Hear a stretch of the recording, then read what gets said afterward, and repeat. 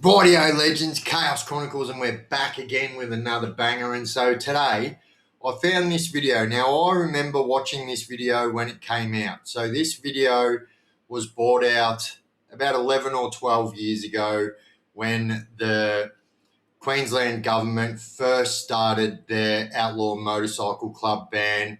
And I don't really think that anybody seen what was coming in future for all bikies in the country.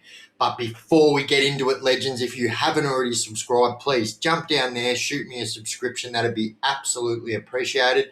And if you jump up there and smash that bell icon, you'll never miss any of my clips again. Well, rightio, let's get into it. The Australian, so this is done by Vice, and so this was a pretty big documentary in its time. It's only a short one, but yeah, let's get into it. All I have in this world is my laws, my word, and I don't break them for more.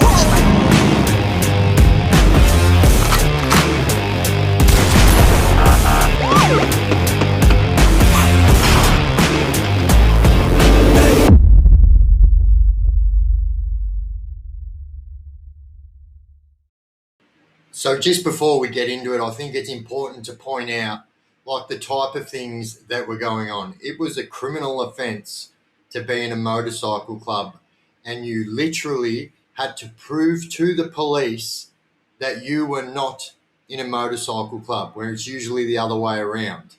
And not only that, if you were a motorcycle club member, you couldn't own businesses like a tattoo shop, a body piercing shop, a mechanics, a panel beaters. They made it so hard, but what the thing was, they didn't realise that these anti-bikie laws were actually going to affect the normal everyday citizens of Queensland. And I don't really think anyone expected the massive lengths that the police would go to try and shut down the bike clubs here in Australia.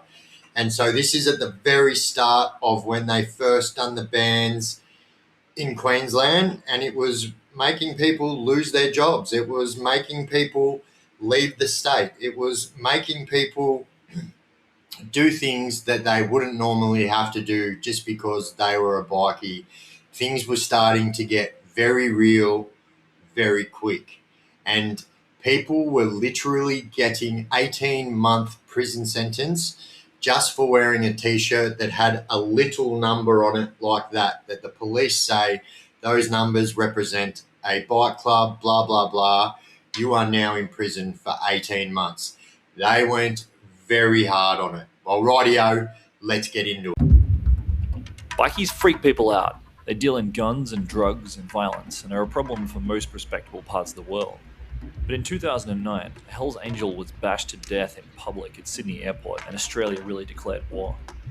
New laws were introduced everywhere, but Queensland was the only state to keep them, and they've only been getting tougher.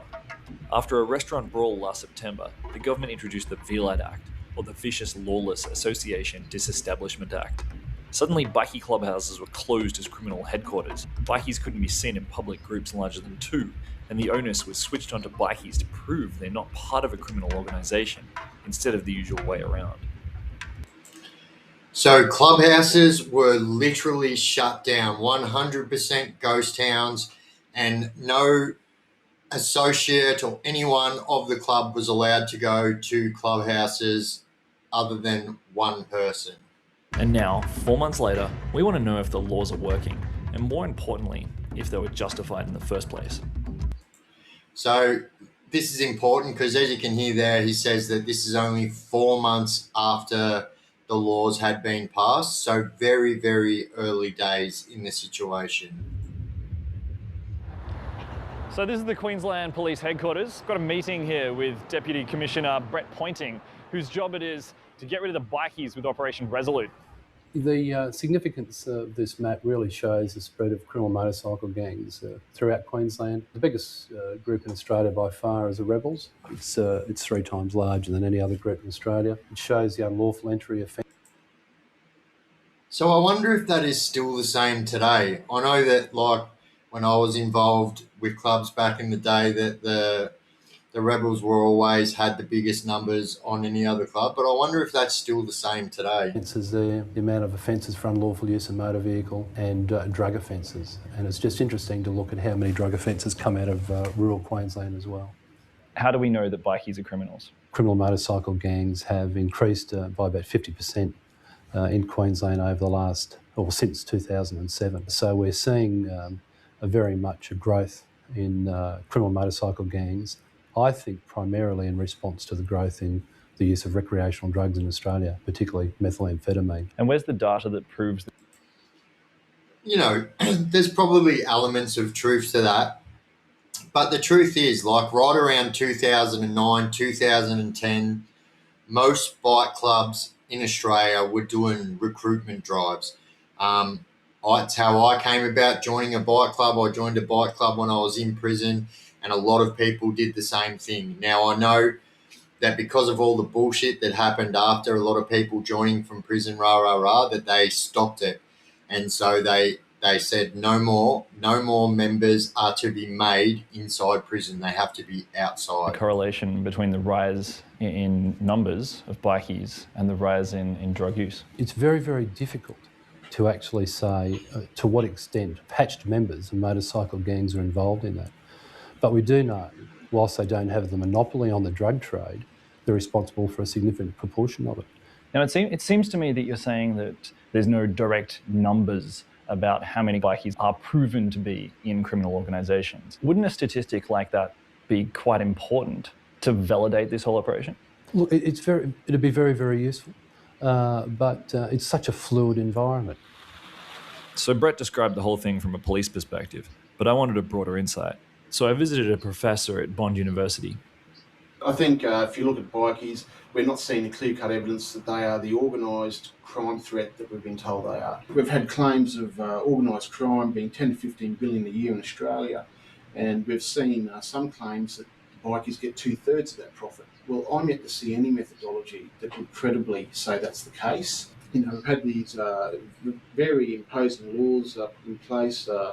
3 or more can't gather in public. We're restricting them from the trades and things like that. It wasn't only that. So, like, it actually made anyone who had a motorcycle license and liked to go on rides with their friends, it actually made it impossible. So it's very, very common for people to go on bike rides that aren't in bike clubs, that don't do anything illegal. And these were the exact people that were copping the flack as well. So anyone that went out for a ride on their bikes with more than 2 people were getting pulled over by the police, just normal members of society. I just wonder, if we just withdrew from doing those things and actually targeted the criminal activity that they're doing, would probably free up a lot of resources that would then go into looking at the other groups who are obviously out there committing crime. Now, I'm interested, you said before that undoubtedly the majority of bikies are criminals. Is that true? Well, I think if you go on the data, for instance, the Vic poll data there, 80% had significant criminal history. So, See, I don't know about that. I can't say about every single bike club. I can only say about what I know and from what I've seen with my own eyes. And from what I've seen, there was a massive portion, and from the outside looking in too with other clubs, a massive portion of them people are hard-working. They work every single day. They come to church. They come to runs on the weekend, poker runs, all that, club runs. But they're hard-working people. And I think that the statistic of 80% of all bikies are criminals, I think that's a bit flawed. Like, I'm pretty sure it would be a little bit lower than that. And that would be an interesting thing for the government to bring out. It's actually common misconception that you have to do certain crimes to join a bike club. And I can't even tell you how that is not true, right? Now, although if you do have a lengthy criminal history where you're not a snitch and you've done your time and like a man, obviously that is going to play in your favour. Because they know who the members are, and do an analysis like that and say, well, here are each gang, and here is a breakdown of the criminality within those gangs, and here are the type of charges. So that's what I'm saying. Some of the analysis that we haven't seen come out would be really beneficial, I think, to a more open debate. So we need to find out if bikies are actually criminals or just average Joe Blows. We're going to a bikie barbecue. We're going to go along, have a barbecue with them and see what they're like as people. So this fence is pretty gnarly. How you going? Hey. Hey, mate. Hey, guys. I brought a cell. So this is what people had to do. They had to congregate in private residences. They weren't allowed to be out in public with more than 2 people. They weren't allowed to wear their club gear at all. So any club gear, any insignia, any type of gang insignia whatsoever was 100% banned. And so one of the times when I was arrested in Queensland, it was simply for having a sticker on the back of my phone that they said represented my bike club. And I was arrested for that and had to fight that in court. Here, I'll chuck it on the table. Yeah. Well, feel free. Feel free. Soft target, you know. Like we ride around on like wild motorbikes. We dress differently. We're covered in tattoos. Yeah. We got crazy haircuts. Whatever. Yeah, we're different to the average Aussie, but we're a soft target. Yeah, like look how bad this guy is. You know. But well, Mick had said it that we went to bed as a citizen, and we woke up the next day when they passed the laws at 3 o'clock in the morning as a criminal. Look, I'm just going to put it to you. Are you guys criminals? This story from the government about all bikies being criminals and misfits of society is completely wrong. What happened on the Gold Coast shouldn't have happened. They overreacted. What they're trying to do is crack a nut with a sledgehammer. A large number has been members of motorcycle clubs all our lives, and we don't have criminal records. Yep. Do not have criminal records. Pretend I'm Camel Buren for. So you heard that, right? And this was something that I witnessed as well. There were many people in the bike club world that did not have a single criminal history, 100% crime-free their whole life. And if anything, the only thing that the government found them guilty of was being a member of a motorcycle club. Now, here's the truth. Motorcycle clubs aren't the only clubs out there, doing illegal things. There are football clubs. People get caught doing wrong things at football clubs all the time, usually very bad things against women too. Let's not forget about the Royal Commission into the Catholic Church for one reason and one reason only. For a second? No. What would you say? I'd ask him what his problem was, the first thing. And he'd say, we're targeting these guys, we're targeting these guys. Well, so why have you cast the net over all Queensland citizens, which he's done? He hasn't cast the net over bikers, he's cast the net over car guys, tattooed fraternity, and their families, which is a huge percentage of working class Queensland. Can I ask, because you're a tattooist, right? And you're no longer legally allowed to practice your trade? From July, I won't be able to. Orange, we haven't got criminal records. So what are you going to do after July? I'm going to start selling drugs.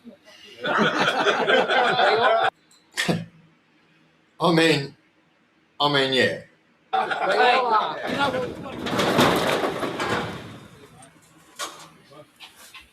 This bike's my pride and joy. I've had this bike since I was a nominee in the club.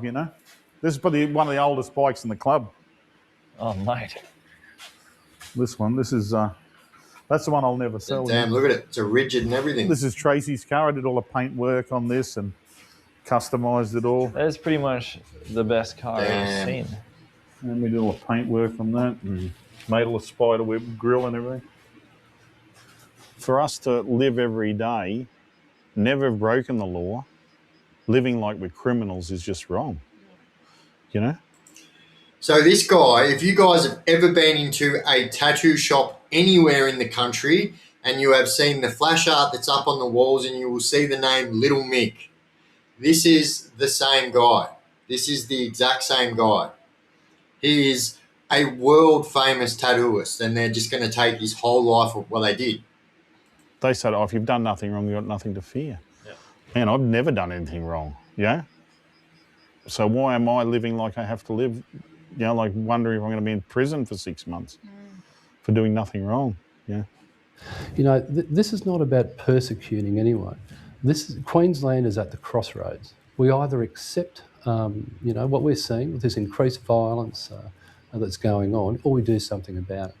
On Sunday, Australia Day, we've got a big protest. Let's be honest, the gang violence and street violence has gotten 1,000 times worse since then, and they don't seem to be doing some big overhaul on these. You know what I mean? The gangs in the street and the street violence. Why are you only concentrating on these one people? I mean, and it just quantified. And now obviously it's Australia-wide. What's the police response to this?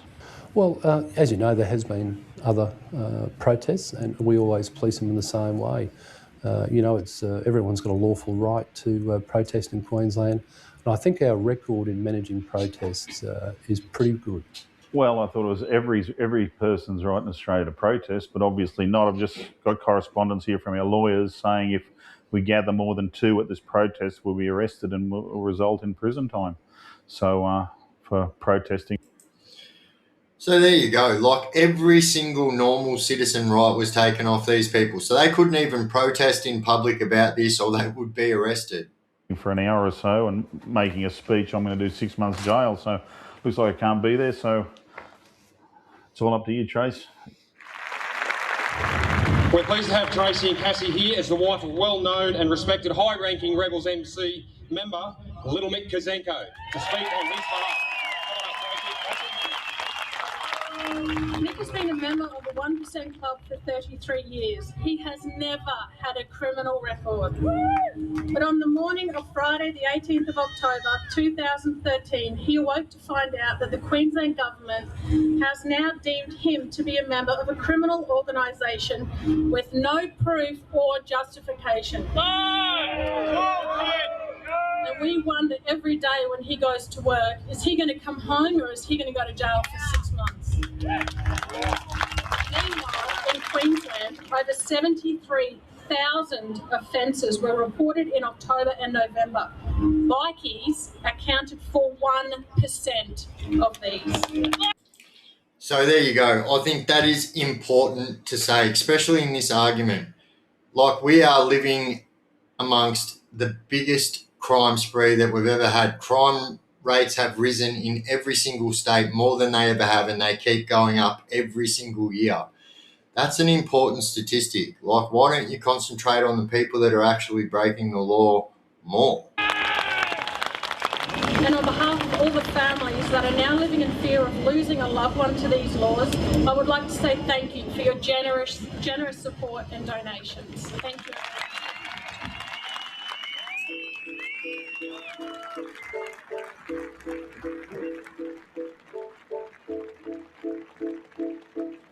So being at the protest, it's kind of easy to feel sorry for them all, but the fact remains that some bikies still commit crime. Queensland's bikies are actually planning a High Court challenge at the moment, so I guess in the end, the bikies' future will be decided there.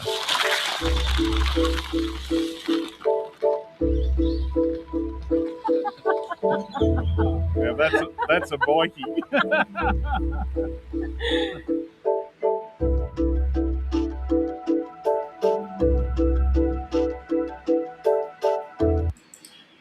So that's not the same. So every single state in the country is now following suit. Victoria is very much the same as every other state, but the only things that people aren't getting in trouble for is things like tattoos that they had prior to the ban and whatnot, but people are still getting in trouble the same. And it's actually quantified so much. Like I said, it started in Queensland, now it is Australia-wide.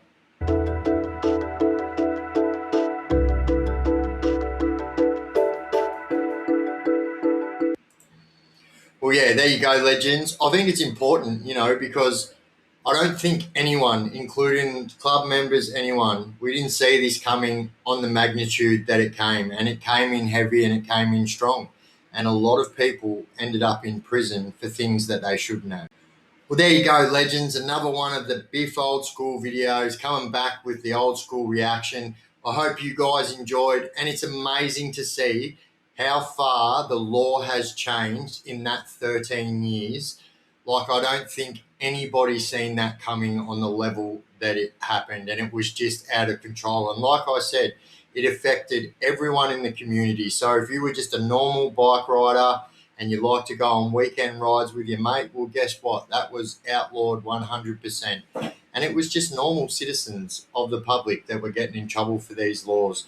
And how ridiculous is it that you can stop somebody from doing their job, what they've done their whole life, even if they don't have a criminal history, just because they are in a bike club? I think it's absolutely ridiculous. And yeah, I don't think anyone's seen this coming on the level that it happened. And yeah, it's absolutely bonkers. It's 1,000 times more bonkers now. But there you go, legends. I've been jumping back and getting back into the old school content for you, legends. But it's important for you guys to know that I've got to try new things and try new things out, so we're not just doing the same old stuff all the time. I'll always be trying new stuff, just as long as you guys know that. But yeah, if you guys haven't already subscribed, please jump down there, shoot me a subscription. That'd be absolutely appreciated. And if you jump up there and smash that bell icon, you'll never miss any of my clips again. Well, righto, legends, I have been the Chaos Chronicles. You've been absolutely awesome. And as always, don't do drugs and crime and you won't end up in prison or ride with 3 or more people.